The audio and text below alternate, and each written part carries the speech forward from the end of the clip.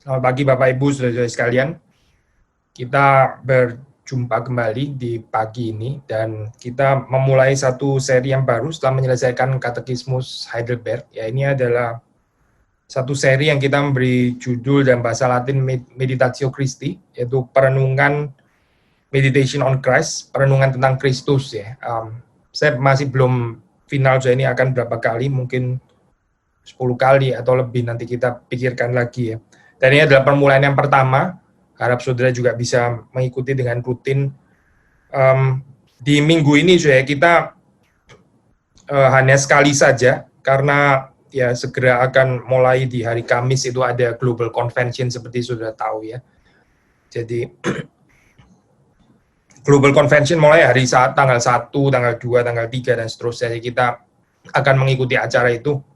Sehingga untuk minggu ini kita ketemu hanya pada hari Senin ini saja. Nanti setelah itu selesai, kita akan melanjutkan kembali di dalam perenungan-perenungan yang berikutnya. Sebelum mari kita masuk di dalam doa. Tuhan, kami bersyukur Engkau sudah diberikan bagi kami, dan kami bersyukur karena kami boleh mengenal Engkau bukan dengan kekuatan kami, tapi oleh Roh-Mu yang kudus, yang sudah melahirbarukan kami, dan kami berdoa supaya Tuhan nolong kami dalam kehidupan ini, boleh terus bertumbuh di dalam pengenalan akan Tuhan. Ketika kami merenungkan Engkau, ini bukan hanya menjadi satu perenungan yang tidak mengubahkan kami, tapi sungguh-sungguh menjadi satu perenungan yang bermakna bagi kami, di mana Engkau sendiri sekali lagi menyatakan dirimu dan semakin membawa kami ke dalam pengenalan yang lebih dalam, sehingga kami boleh semakin mengerti cinta kasih Tuhan, semakin mengasihi Tuhan, dan juga mengasihi sesama. Engkau memberkati hamba-Mu di dalam segala keterbatasan, kekurangan, dan berkati juga saudara-saudari kami yang mengikuti, berkati juga rekan-rekan yang turut melayani di dalam tim Aufi. Terima kasih Tuhan, kami menyerahkan pagi hari ini di dalam tangan Tuhan, di dalam belas kasihan, dalam anugerah-Mu. Demi Yesus Kristus kami berdoa. Amin. Ya, so kita memberikan judul ini ya, Mengapa Kristus? Mengapa Kristus? Kalau kita mencoba untuk merenungkan ya, keunikan dari Kristus itu apa di dalam hal ini, seperti dibicarakan di dalam Alkitab. So, yang pertama ya, dalam hal ini saya mau merenungkan bersama dengan saudara salah satu title yang sering dipakai khususnya di dalam ya, Injil, yaitu Son of God, yaitu anak Allah ya. Nah, so kalau saudara mempelajari ini ya, istilah title ini ya, Son of God, ini ternyata bukan baru pertama kali ya dipakai oleh para penulis Injil itu misalnya. Sebelum mereka menulis, ini adalah satu aspirasi yang common gitu di dalam kehidupan manusia, entah dari sisi orang yang mau memimpin ya, mau mewakili Allah, atau juga rakyat banyak yang juga rela atau enggak rela, mereka menerima juga konsep seperti ini. Maksudnya saya menunjuk kepada misalnya di dalam ini ya, di dalam apa itu kebudayaan Chinese itu ada istilah Son of Heaven ya. Tianzi itu Son of Heaven, title untuk Chinese Emperor ya. Nah ini sebelum Kristus ya, sebelum Kristus gitu. Dan heran ya, saya bisa ada title seperti ini yang dekat sekali dengan konsep yang dipakai di dalam Roman Emperor. Misalnya mereka pakai istilahnya itu Son of God ya, Son of Heaven atau Son of God, itu somehow dekat sekali atau hampir boleh dikatakan sinonimus gitu. Dan kita sulit ya, saya nggak tahu apakah ada studi tentang ini gitu. Tapi mungkin kita boleh assume sepertinya Chinese dengan konsep Son of Heaven itu bukan terus kemudian mempengaruhi Roman Emperor terus kemudian menjadi Son of God gitu misalnya. Kayaknya saling nggak berpengaruh ya. Ini satu yang sifatnya itu emergens ya. Dan fenomena emergen seperti ini saya seringkali itu menyatakan bahwa ini memang sepertinya sudah inherent ya di dalam kehidupan manusia gitu. Yaitu apa saya menjawab ini question, siapa sebetulnya yang boleh mewakili Tuhan gitu. Sekali lagi ya saya, ini inherent di dalam kehidupan manusia tanpa ada pengaruh satu dengan yang lain. Kita nggak bisa bilang ini ya Chinese emperor mempengaruhi Roman emperor gitu atau sebaliknya, apalagi historically kan ini Chinese emperor itu tua sekali gitu ya. mungkin nggak ada pengaruh gitu. Tapi kenapa bisa punya konsep yang mirip seperti ini gitu ya? Nah, kalau orang liberal biasanya mengatakan, nah itulah Alkitab pun juga akhirnya tiru-tiru gitu maksudnya. Ternyata ini bukan konsep yang orisinil. Bahwa itu bukan konsep yang orisinil itu betul saya. Tapi saudara perhatikan ya, ini kita mau merenungkannya itu bukan dari perspektif itu saya, tapi dari perspektif yang berbeda. Di dalam arti apa? Bahwa memang Tuhan itu sudah menanamkan ya kebutuhan ini di dalam hati manusia. Maksudnya konsep mediasi ya, konsep mediator itu sekali lagi ya, itu inherent sepertinya di dalam kehidupan manusia sehingga bisa muncul ya tanpa ada pengaruh yang bisa ditelusuri gitu di dalam kebudayaan yang besar seperti ini gitu. Ya saudara bisa mendambakan dengan ini ya, dengan apa itu dengan kebudayaan-kebudayaan lain jika perlu. Tapi saudara melihat di sini paling enggak di dalam dua kebudayaan besar ini ada kemiripan ya. Kenapa ada istilah Son of Heaven?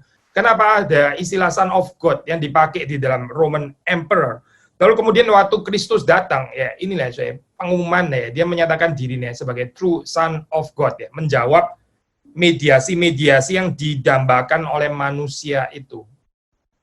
Sekali lagi saya, kita nggak bicara di sini tentang perdebatan apakah ateisme itu benar atau manakah yang lebih logis, ateisme atau teisme gitu. Kalau kita melihat di dalam kebudayaan-kebudayaan tua itu keberadaan Allah itu simply di-assume langsung gitu. Langsung di-assume saja. Nggak ada perdebatan tentang apakah maksudnya gini ya. Kalau kita bicara Son of Heaven berarti harus ada heaven-nya gitu misalnya. Kalau kita bicara Son of God berarti harus ada God di atas dan sebagainya. Itu pembicaraan itu sudah langsung di-assume, nggak ada pembicaraan itu lagi saya. Otomatis ya di dalam hal ini ya, bahwa Tuhan itu ada dan perlu mediasi antara Allah dengan kita gitu. Ini mirip sekali seperti yang kita pernah bahas ya waktu saudara membaca di dalam kitab Kejadian kan, keberadaan Allah juga segera di-assume di situ ya, nggak dibicarakan lagi, nggak dibikin prolegomenan yang mengapa lebih tepat atau lebih logis percaya teisme daripada ateisme gitu. Kejadian nggak buang-buang waktu saya dengan itu gitu. Maka saudara melihat di sini ya, Tuhan itu ada dan manusia ya nggak mengenal Allah itu mencoba untuk membangun semacam konsep mediasi, membangun semacam konsep perantara saya. Dan ini sekali lagi ya, dari dua perspektif, baik dari diri orang yang mau memerintah, ya biasanya sih dengan semena-mena gitu kan ya para kaisar ini, atau dari sisi rakyatnya yang somehow juga ya mau nggak mau rela nggak rela karena mesti diperintah juga oleh mediator itu gitu kan. Dan ini sepertinya adalah satu konsep yang sudah inherent di dalam kehidupan manusia gitu. Ini adalah kita bisa mengatakan semacam bibit agama juga yang sudah ditanamkan Tuhan di dalam kehidupan manusia. Cuma ya sayangnya seringkali manusia kalau nggak menekannya, manusia membangun konsep mediasi yang keliru. Manusia membangun konsep mediasi yang keliru. Bahkan saudara bisa membaca juga cerita di dalam Alkitab tentang Menara Babel itu certain extent kita bisa mengatakan ini juga semacam konsep mediasi. Mari kita membangun ya menara yang ujungnya itu sampai ke langit. Ya, saudara perhatikan ya, itu kan semacam bridge ya. Saudara nonton ini nggak film apa itu Jack the Giant Slayer gitu ya. Jack the Giant Slayer itu kan ada konsep ada bridge ya gitu ya, pohon ya dari apa itu bin ya kalau nggak salah ya, terus kemudian jadi pohon yang tinggi sehingga giantnya bisa turun. Ini konsep mediasi kan ya, soalnya konsep saya nggak sedang bicara itulah itu nggak sedang bicara teologi of the giant ya kan itu kan film gitu. Tapi sekali lagi saya ini konsep itu di dalam perjanjian lama juga cerita seperti ini sebetulnya lagi-lagi kita bisa mendapati konsep mediasi gitu. Tapi ini adalah mediasi yang dibangun sendiri gitu. Mediasi yang dibangun oleh manusia sendiri ya. Itu membangun menara yang puncaknya sampai ke langit ya. Tapi intinya apa? Ya kita perlu mediasi gitu. Kita nggak bisa langsung jump ke langit itu nggak bisa gitu. Perlu Son of Heaven ya atau Son of God itu di dalam konsep manusia. Nah, either manusia menolak konsep itu suppress ya atau suppress demikian rupa sampai bahkan Allah pun juga dianggap nggak ada. Kalau Allah nggak ada ya sudah nggak usah ada mediasi lagi begitu kan ya. Ini suppressnya dalam sekali gitu. Atau ya di dalam kegagalan manusia itu berimajinasi nih, mereka menciptakan konsep mediasi mereka sendiri. Tapi sekali lagi saya, kalau kita membaca di dalam Alkitab, ternyata ini adalah apa ya? Boleh dikatakan ini sudah diberikan Tuhan sebagai benih agama gitu ya, yang di dalam kehidupan manusia, bahwa Allah itu ada dan perlu mediasi kepada Allah itu. Nah, pertanyaannya jadi mediasinya itu apa atau siapa? Nah, mengapa Kristus? Ya karena Kristus menjawab persoalan mediasi ini. Kalau sudah membaca di dalam apa ya, di dalam title ini ya, Son of God, itu kan ada certain polemik ya, polemik dengan Caesar cult, dengan imperial cult ya, dengan bagaimana orang-orang di Romawi itu menganggap atau mereka menyembah, mereka mengabdi kepada kaisar itu sebagai anak Allah, sebagai the mediator gitu kan ya, yang memberikan kabar baik, kabar sukacita. Tetapi Markus yang paling early kemudian mengatakan bukan dia gitu ya. Ini adalah kabar baik ya dari Yesus Kristus sang anak Allah ya. Langsung berpolemik dengan imperial cult itu ya, dengan penyembahan, dengan ibadah kepada kaisar gitu. Itu jelas sekali dalam hal ini ya. Sudah membaca di dalam konsep Alkitab itu seringkali apa yang disebut dengan confession itu ya, kesaksian ya, pengakuan. Itu bukan tanpa polemik dengan kepercayaan atau ideologi yang ada pada saat itu. Kristus memberikan jawaban ini ya. Di dalam Kristus kita mendapatkan jawaban yang sesungguhnya. Mediasi atau mediator itu sebetulnya itu siapa di dalam hal ini ya? Bukan Son of Heaven, para kaisar di Cina itu bukan itu, dan juga bukan Son of God di dalam pengertian Roman Emperor, tapi adalah Yesus Kristus. Dan kalau sudah membaca misalnya di dalam ini ya, Injil Markus, saya membaca, ini bukan direct berkaitan dengan Son of God memang tapi poin nih ada polemik ya melawan kekaisaran atau melawan kerajaan yang dibangun oleh kekaisaran Roma. Sudah membaca misalnya di dalam Markus 5 ya, saya membaca Markus 5 ya, cerita orang yang dirasuk oleh roh jahat ya, di Gerasa itu ya. Kita nggak perlu baca semuanya. Saya assume saudara juga familiar ya dengan cerita ini. Tapi saya membaca ya sebetulnya di dalam ayat 7 sih disebutkan di situ ya. Ini anak Allah yang mati. Kita baca dari ayat 7, ayat 6 aja, ayat 6 ya. Saya baca ayat 6. Ketika ia, yaitu ini ya, orang yang dirasuk itu, melihat Yesus dari jauh, berlarilah ia mendapatkannya, lalu menyembahnya. Terus ayat 7, Markus 5 ayat 7, dan dengan keras ia berteriak, apa urusanmu dengan aku, hai Yesus, anak Allah yang maha tinggi? Demi Allah, jangan siksa aku. Lalu terus kemudian 8, karena sebelumnya Yesus mengatakan kepada, hai engkau roh jahat, keluar dari orang ini. Lalu 9, saudara perhatikan ya. Kemudian ia bertanya kepada orang itu, siapa namamu? Jawabnya, namaku Legion, karena kami banyak. Ya sudah, itu istilah Legion sudah tahu kan ya. Ini kan nama pasukan Roma kan, sebenarnya Romawi maksudnya ya. Jadi ini satu cerita yang penuh dengan makna ya. Ada polemik dengan kekaisaran Roma sebenarnya di dalam cerita ini. Saya bukan mengatakan cerita ini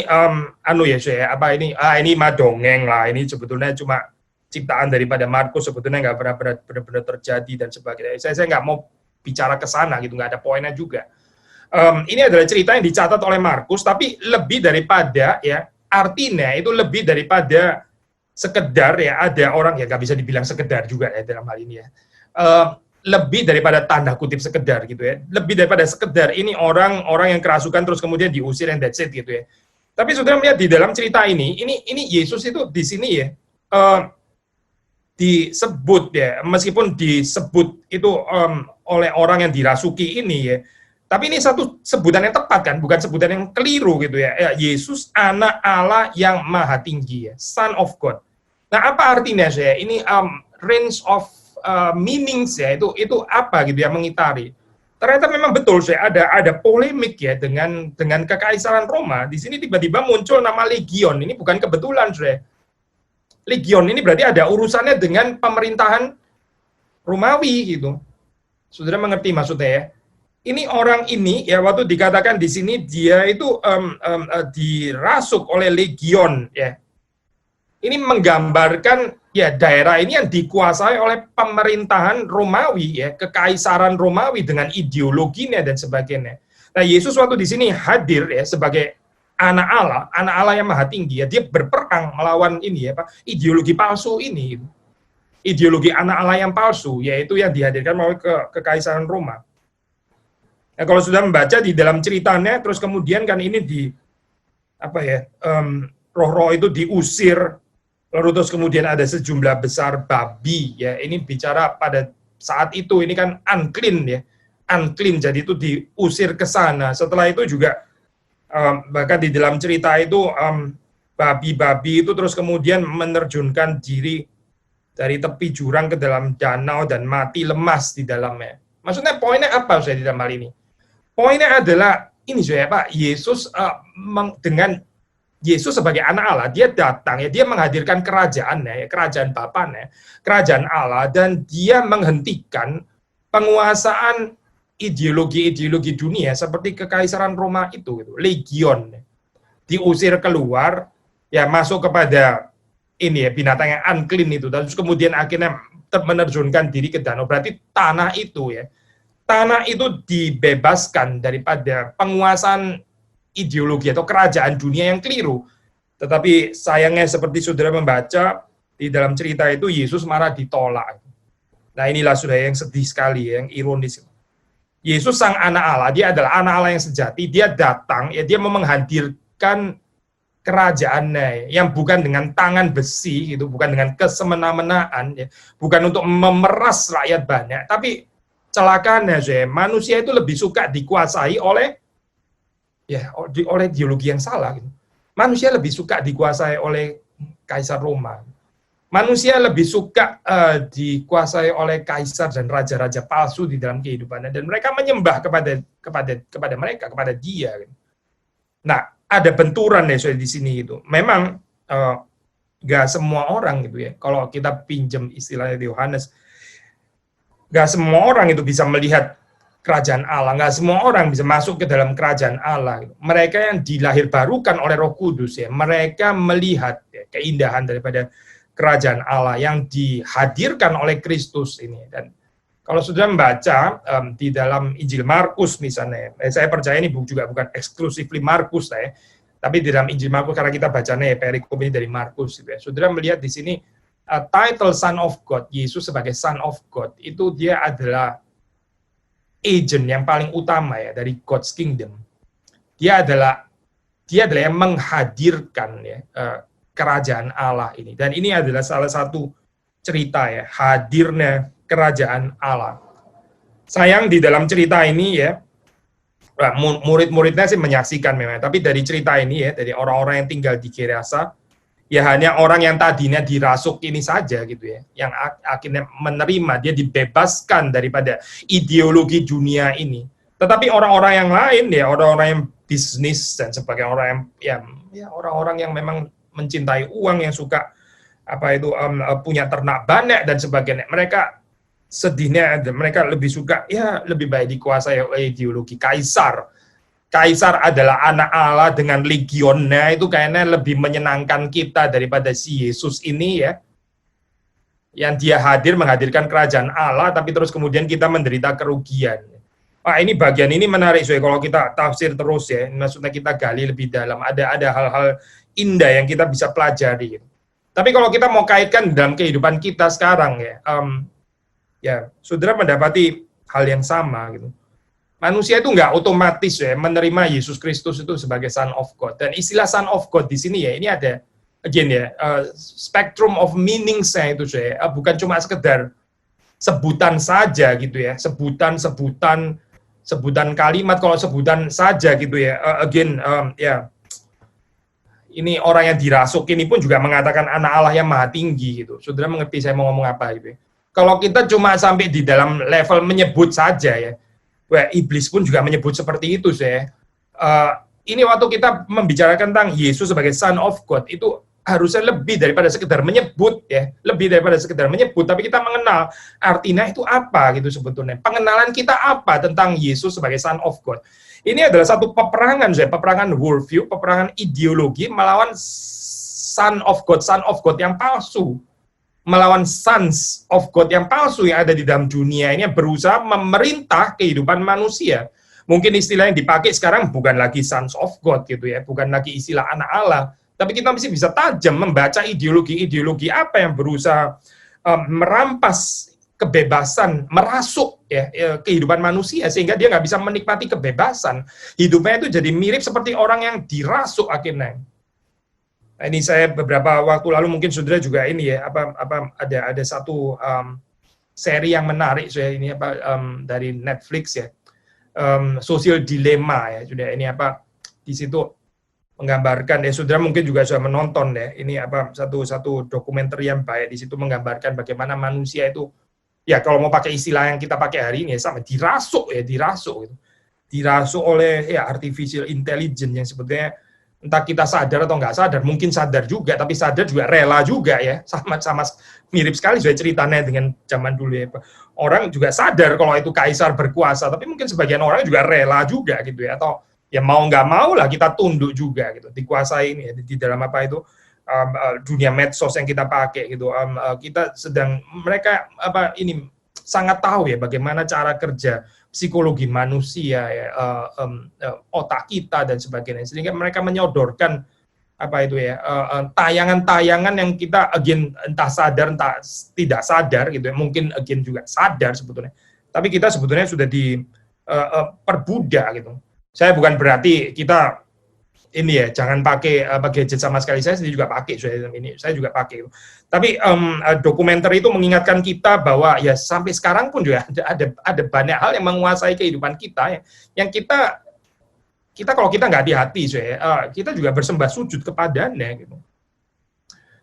Sama sebetulnya ini cerita berulang-ulang ya. Sehingga mengapa Kristus? Karena Kristus juga membebaskan kita daripada maksudnya contemporarily speaking ya, those artificial intelligence. Kristus membebaskan kita dari itu. Kristus itu membebaskan kita daripada perbudakan yang dihadirkan oleh kaisar-kaisar palsu itu, entah kaisarnya itu dalam bentuk apapun gitu. Kristus datang untuk membebaskan kita daripada itu gitu. Sehingga kita ini tidak lagi dirasuk, tapi kita memiliki satu kehidupan yang sungguh-sungguh bisa menikmati keindahan ya di dalam kerajaan Allah. He is ya the agent of God's kingdom, dan dia mengajak kita di dalam hal ini ya juga untuk berbagian di dalam berpartisipasi ya di dalam cerita kerajaan Allah. Makanya kita berdoa, datanglah kerajaanmu ya. Kita juga adalah bagian daripada kerajaan itu ya. Saudara dan saya diundang untuk menikmati ya kepemimpinan Kristus, bukan kepemimpinan daripada kaisar-kaisar palsu itu, bukan saya. Dan sudah jangan berpikir itu zaman dulu lah, itu tahun berapa ya itu ya, Son of Heaven itu kan zaman dulu. Ini coba saudara lihat di dalam zaman sekarang juga masih mirip keadaannya. Mungkin nggak pakai istilah Son of Heaven, tapi penguasaannya, kesemena-menaannya ya masih sama sebetulnya gitu. Dan bukan cuma di China, tapi juga di tempat-tempat yang lain sama sebetulnya gitu ya. Either melalui, kalau nggak melalui pemerintah, melalui kuasa ekonomi atau melalui ideologi-ideologi dan sebagainya. Saya beberapa waktu lupa lah sekitar 1 tahun gitu mungkin ya, atau sudah lebih 2 tahun, nggak penting lah berapa tahun gitu. Ini saya sempat ke Iceland itu yang Iceland sudah tahu ya, Islandia ya bahasa Indonesia. Menarik saya di situ. Kita mengikuti waktu itu ada tour guide gitu ya. Dia sedih saya mendengarnya karena dia trying to menginjili kita dengan agama ini ya, pagan Islandia gitu. Seperti ada semacam revival gitu ya. Jadi ini ya kita orang Kristen mesti koreksi diri ya. Perhaps kekristenan sudah nggak bisa lagi jadi panutan, nggak menghadirkan story yang menarik ya, mungkin nggak ada narasi pembebasan lagi gitu, mungkin ya, saya nggak tahu, saya nggak pernah tinggal di sana gitu.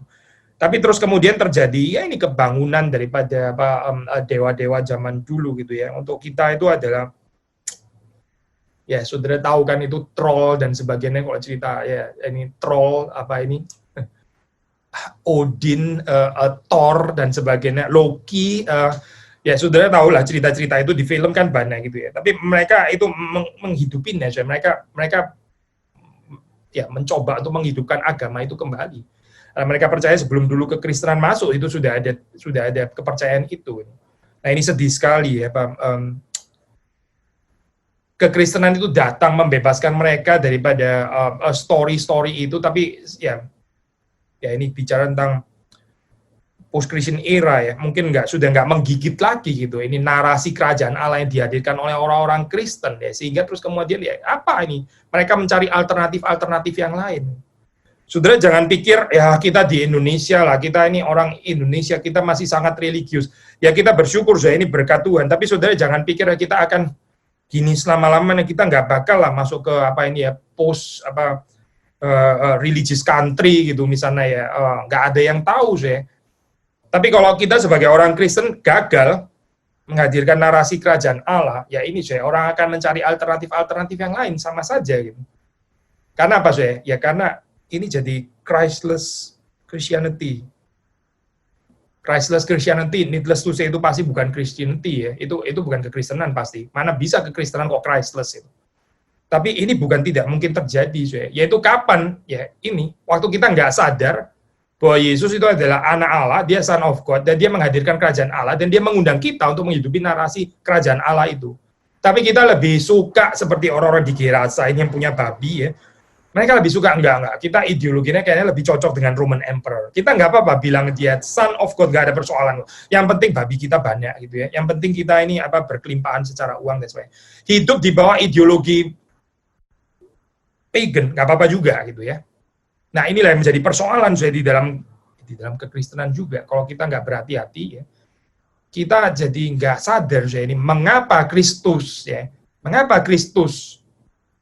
Karena dia datang untuk membebaskan kita daripada kaisar-kaisar palsu ini kan sebetulnya. Gitu. Apakah ini good news untuk saudara atau ini bad news? Wah, untuk orang-orang di Gerasa ini ternyata bad news ya. Ini bad news. Good newsnya yaitu ya kita remain di dalam status quo. Kita tetap mau dijajah oleh sang kaisar, sang anak Allah itu ya yang disebut anak Allah yang dengan legionnya nggak masalah, nggak apa-apa. Jadi Yesus datang untuk mereka itu adalah bad news. Nah sekarang untuk saudara dan saya, ini bad news atau good news ya sebetulnya. Waktu Yesus datang, itu good news atau bad news. Dan saudara mengerti nggak artinya good news itu dalam pengertian apa gitu. Kita rela nggak saya kehilangan babi-babi seperti ini gitu, seperti orang-orang di Gerasa ini bukan nggak ada harga yang perlu dibayar ya di dalam hal ini. Gitu. Mengikut Kristus bukan nggak ada harga yang perlu dibayar. Gitu. Bukan nggak perlu perpisahan dengan ideologi-ideologi yang dari dunia ini. Bukan nggak perlu perpisahan dengan kaisar-kaisar palsu itu. Bukan nggak perlu perpisahan dengan legion yang merasuk kehidupan kita. Mana mungkin saya kita menerima Kristus sebagai Son of God, tapi tetap mau ya legion tetap ada di sini saja gitu ya. Legionnya tetap ada di sini. Ya ini kacau saya, ini disintegrated kan. Kehidupan yang fragmented seperti ini. Saya khawatir ya nanti bisa membawa kepada cerita yang tadi saya sharing seperti di Iceland itu tadi ya, terus akhirnya terjadi kebangkitan troll lah, Odin, Thor dan sebagainya ya. Saudara mungkin geli ya dengar seperti ini ya. Tapi ini faktanya yang terjadi seperti ini gitu. Orang mulai melihat kekristenan tuh nggak menarik lagi gitu. Ya. Beberapa seperti saudara tahu ya di dalam apa dunia sekularisme ini orang mulai mengatakan juga sebetulnya juga bukan baru lah, ini orang liberal sudah dari kapan-kapan ya, kekristenan pun juga sebetulnya mitos kan sama gitu kan, mitos dibilang gitu kan. Nah ini saudara pernah pikirkan ya kenapa diserang mitos gitu ya? Saya khawatir salah satunya adalah ya karena kita gagal menghidupi itu gitu. Jadi kita nggak mempermuliakan Tuhan, kita nggak menghadirkan cerita yang menarik ya, yang meaningful. Narasi God's Kingdom itu ternyata juga kita nggak hidupi juga. Kita menghidupi narasi yang lain. Tapi seperti kayak masih percaya Yesus itu Son of God somehow, tapi masih membiarkan legion-legion berkeliaran dan sebagainya. Akhirnya terus, ya dunia mengatakan, kekristenan pun juga sama lah, mitos, nggak jauh beda. Jadi apa persoalannya kalau orang mau ini apa Odin, Thor, Loki dan sebagainya. Kekristenan juga basically sama di dalam hal ini gitu. Lebih celaka lagi kalau kekristenan sendiri juga menghadirkan oppression ternyata. Waduh, celaka saya. Yesus datang bukan menghadirkan oppression, Yesus datang justru mau membebaskan. Tapi kalau orang-orang Kristen justru menghadirkan narasi oppression, ya sama lagi. So, ini bukan kekristenan sebetulnya gitu. Akhirnya orang terus kemudian mencari pembebasan di tempat yang lain. Gitu. Padahal ini adalah narasi pembebasan sebetulnya yang dihadirkan oleh Yesus Kristus. Sekali lagi ya, saya apa sih pikiran kita ya, perenungan kita tentang Kristus waktu dia disebut Sang Anak Allah itu apa? Gitu. Sekedar menyebut saja. Kalau sekedar menyebut saja Yesus Anak Allah, setan pun juga bisa menyebut seperti itu gitu. Tapi dia nggak tertarik dengan narasi kerajaan Allah. Dia actually di dalam peperangan dengan itu. Gitu. Sudah pasti bukan cuma sekedar pengakuan mulut ngomong ya pokoknya dia adalah anak Allah begitu ya. Nggak cukup ini gambaran itu nggak cukup. Tapi sudah mengerti nggak narasi di baliknya itu tuh apa sebetulnya gitu, dan apa yang sedang dibawa di sini ya, pertaruhannya apa sebetulnya. Nah, so kalau kita membaca di dalam ini ya, kita sedikit meninggalkan Markus, saya pakai perspektifnya Johannine Writings, maksudnya ini ya, The Gospel of John, Injil Yohanes. Nah ini mediasi Kristus ini ya, Sang Anak Allah, itu dikaitkan juga dengan authoritative knowledge and revelation of God. Sekali lagi ya, saya, Yesus itu adalah Sang Anak Allah, berarti dia yang memiliki pengenalan akan Allah, ya, yang otoritatif, ya, dia bisa menyatakannya juga. Jadi waktu kita menyebut Yesus itu adalah Anak Allah, itu berkaitan dengan pengenalan akan Allah yang sejati. Yesus nggak berhenti pada dirinya, saya. Dia membawa manusia itu kepada Bapanya. Dia membawa manusia itu pengenalan akan Allah, ya, Bapanya. Dan dia sendiri adalah pribadi kedua, misalnya kita percaya dalam hal ini ya. Tapi yang ditekankan di sini ya, ya Yesus adalah anak Allah, dia adalah Allah sendiri. Tapi penekanannya saya, kalau sudah membaca ya, ya kita percaya dari konsili ini konsubstansial dan sebagainya, itu doktrin yang kita percaya. Tapi kalau sudah baca di dalam Yohanes ya, itu yang lebih ditekankan sebetulnya di sini ya, adalah Yesus yang adalah anak Allah, itu dia memberikan penyataan yang otoritatif tentang Bapa. Itu kuat sekali sudah di dalam Yohanes. Bahkan kalau saudara membaca, seringkali pendengar-pendengarnya itu bolak-balik seperti kayak Yesus itu penekanannya itu adalah kesetaraan dengan Bapa, sehingga mereka mau melempari dengan dengan batu dan sebagainya. Ini kalau saudara baca di dalam komentari, termasuk komentari yang Injili ya, itu dijelaskan di situ. Sebetulnya mereka to some extent itu ada salah mengertinya gitu. Itu bukan penekanan Yesus di sana. Betul, memang dia itu konsubstansial, itu nggak salah. Tapi yang mau dinyatakan Yesus sebetulnya bukan itu gitu. Karena dia itu consistently menunjuk kepada Bapaknya, bukan menunjuk kepada dirinya, tapi menunjuk kepada Bapaknya. Tentu saja Yesus bukan menolak ya bahwa dia setara dalam hal ini. Tapi sekali lagi kalau sudah membaca Injil Yohanes dengan hati-hati ya, kita sudah pernah mengkhotbahkan ini ya di Kelapa Gading.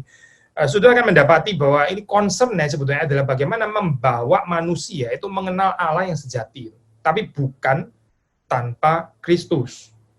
Dia adalah sang mediator. Dia adalah pengantara satu-satunya. He is the Son of God. Apa artinya Son of God? The Son of God itu yang mengenal the Father. Jadi yang memperkenalkan God as the Father adalah the Son of God ini. Tanpa Son of God, nggak ada orang bisa mengenal Allah sebagai the Father. Nggak ada, pengenalan itu nggak mungkin sama sekali. Tanpa Kristus maksudnya ya. Maka ini waktu kita membicarakan tentang mengapa Kristus ya, karena dialah satu-satunya anak Allah yang sejati. Gitu. Ini ratusan tahun sebelumnya orang sudah mimpi gitu ya. Ini ya bagi kita orang Reform ya, ini adalah respons terhadap General Revelation, respons terhadap wahyu umum ya, sudah ada titel-titel seperti itu ya, Son of Heaven, Son of God. Mereka sudah ada aspirasi ini kebutuhan sang mediator itu ya sudah ada, tapi salah menempatkannya secara salah. Bukan cuma salah secara orangnya, tapi konsep kerajaannya juga salah gitu. Mereka memerintah dengan tangan besi, ternyata kerajaan yang dihadirkan oleh Allah itu bukan seperti itu, Coba perhatikan di dalam Alkitab ya. Apa sih, ini The Fatherhood of God. Ini bicara tentang apa? Bicara tentang kita itu nggak perlu lagi, kalau Paulus mengatakan kita nggak perlu ada ketakutan di dalam kehidupan ini. Kita jangan bermentalitas budak ya, yang takut kepada Allah. Takut di dalam pengertian takutnya seorang budak, maksud saya. Takut sebagai anak sih perlu ya, itu filial fear. Tapi bukan takut sebagai seorang budak yang takut kalau saya salah langsung dihukum, seperti kayak Allah itu seperti seorang polisi yang selalu cari-cari kesalahannya gitu ya, kesalahan manusia. Kita dibebaskan daripada narasi ketakutan ini gitu. Itu yang dimengerti oleh Paulus ya, karena kita ini adalah anak-anak Allah. Kita boleh menyebut Allah itu Bapa ya. Ini narasi kebapaan Allah itu artinya apa sih? Dan sekali lagi ya, itu dihadirkan oleh Kristus Sang Anak Allah, membawa kita untuk memiliki jati diri, identitas sebagai children of God. Kita adalah sons ya, and ya, daughters of God, children of God. Nah ini nggak ada ya di dalam itu ya, ideologi ini emperor cult sebelumnya, nggak ada ya. Karena kalau saudara baca whether yang model Son of Heaven, yaitu exclusively ya, cuma Chinese emperor gitu. Nggak ada lagi yang boleh pakai istilah Son of Heaven. Menteri-menteri, kita juga Son of Heaven. Nggak bisa saya bilang seperti itu. Bisa kena penggal. Apalagi rakyat biasa. Itu Kaisar Romawi, mereka adalah menyebut dirinya itu Son of God. Ya. Nggak boleh ada orang lain bilang, saya juga gitu. Nggak boleh, ini eksklusif, cuma dia ya. Tetapi saudara melihat di dalam narasi kerajaan Allah yang dihadirkan oleh Yesus ya. Memang dia adalah the only begotten Son of God ya. Anak Allah yang tunggal itu. Tapi saudara melihat ya, keluasan hatinya ya. Dia mengundang manusia yang percaya kepadanya. Ya. Yang percaya kepadanya. Katanya Yohanes ya. Yohanes mengatakan, Yohanes menulis ya. Diberikan kuasa menjadi anak-anak Allah. Kita juga adalah children of God. Ya. Gak ada narasi seperti ini ya. Sebelumnya itu gak ada. Yang ada itu kalau misalnya katakanlah ya seseorang kebetulan tanda kutip dia adalah the Caesar gitu, dia adalah kaisar, the emperor gitu ya. Ya sudah, itu beruntunglah dia. Ya dialah yang menikmati identitas satu-satunya sebagai anak Allah itu ya, yang mewakili Allah. Yang lain nggak ada lagi yang mewakili Allah. Tetapi saudara dan saya bukan itu loh ceritanya. Kita juga diundang untuk menjadi anak-anak Allah ya di dalam Kristus, yang diadopsi di dalam Kristus. Dan kita juga diberikan cerita ini untuk kita hidupi ya. Yaitu cerita apa sih? Misalnya kalau kita baca di dalam Matius ya, peacemakers. Berbahagialah mereka yang membawa damai. Mereka itu disebut anak-anak Allah. Jadi ada story saya di sini ya. Ada panggilan hidup gitu. Yesus tidak mengklaim dirinya sudah saya satu-satunya anak Allah, selain saya nggak boleh ada yang lain begitu ya. Itu bukan narasi kerajaan Allah, saya bukan. Yesus tuh hatinya luas, dia menjadikan saudara dan saya yang percaya kepada dia, kita juga diangkat, diadopsi menjadi anak-anak Allah. Yesus nggak merasa tersaingi, Yesus nggak malu dikatakan ya, menyebut kita itu saudara. Ya. Saudara melihat narasi yang sama sekali berbeda nggak dengan kekaisaran Roma, dengan ideologi-ideologi yang ada di dalam dunia. Yang tahunnya cuma memeras, ya, yang tahunnya cuma memanipulasi, tahunnya cuma abuse dan sebagainya. Tapi ini bukan narasi kerajaan Allah yang kita baca di dalam kitab suci. Mengapa Kristus? Bukan saja karena dia adalah sang anak Allah, ya, dia adalah sang anak Allah. Tapi mengapa Kristus juga? Karena di dalam dia, ya, oleh dia, saudara dan saya juga diberikan identitas anak-anak Allah. Dan ini bukan identitas terus ya hanya ya identitas remain identitas itu. Identitas itu saya kalau di dalam Alkitab itu maksudnya berkaitan dengan panggilan. Identitas itu bukan cuma sekedar nama belaka. Identitas itu berarti satu kehidupan yang baru maksudnya. Identitas itu diberikan meaning. Identitas itu di dalamnya ada story, ada panggilan hidup. Coba saudara baca di dalam cerita Abraham. Coba saudara baca di dalam cerita Yakub ya, yang diubahkan menjadi Israel ya. Itu jadi identitas nama, bukan cuma sekedar nama di dalam pengertian panggilan saja gitu. Makanya kita tadi menjelaskan bukan cuma sekedar memanggil, menyebut Yesus sebagai anak Allah.